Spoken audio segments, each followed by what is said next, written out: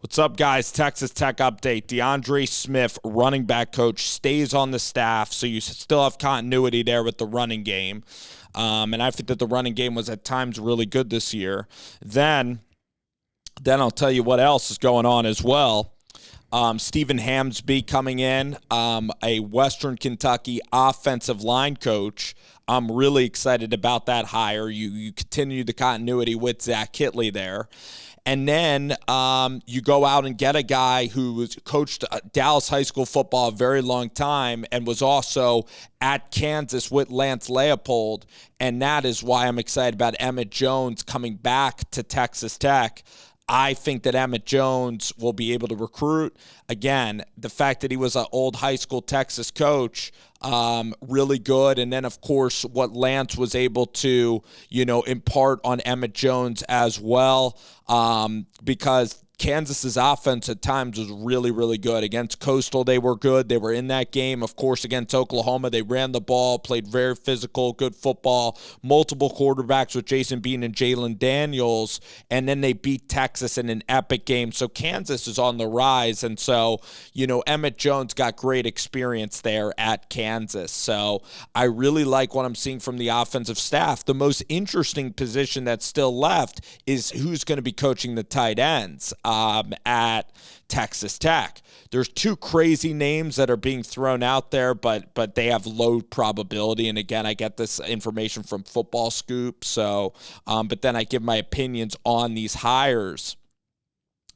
When you're talking about Jason Witten, he would honestly be outstanding. I mean, the recruiting at that position would be phenomenal. But maybe even more importantly is Riley Dodge, who is the Southlake Carroll head coach, who, of course, that would mean a Quinn Ewers thing would have to be coming on down the line. But I don't think Dodge is gonna.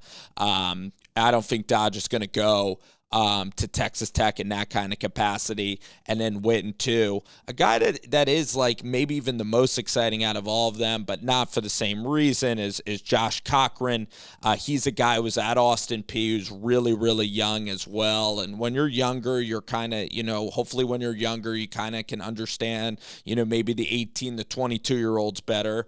And he was with Scotty Waldron, and he was the co-offensive coordinator for a team that took a big jump last year in terms of Austin Peay.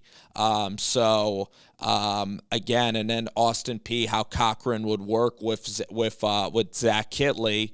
It depends who Zach Kittley is comfortable with. I mean, when you have somebody that young, you kind of don't want to mess with Kittley and everything that he's doing. So it would have to be somebody that Kittley trusts innately in that capacity. I think Cochran has like other siblings that coach also.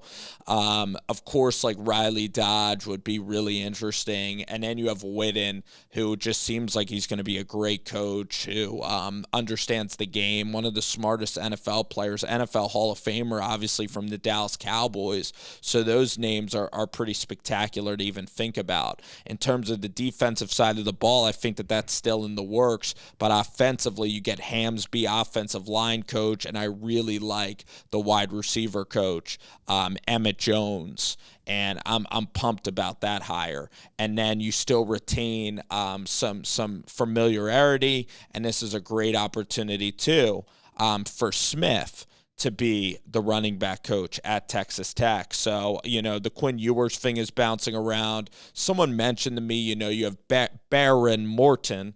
And Baron Morton is a West Texas guy, similar to that Sawyer Robinson kid. That's a baseball player that ended up going to Mississippi State.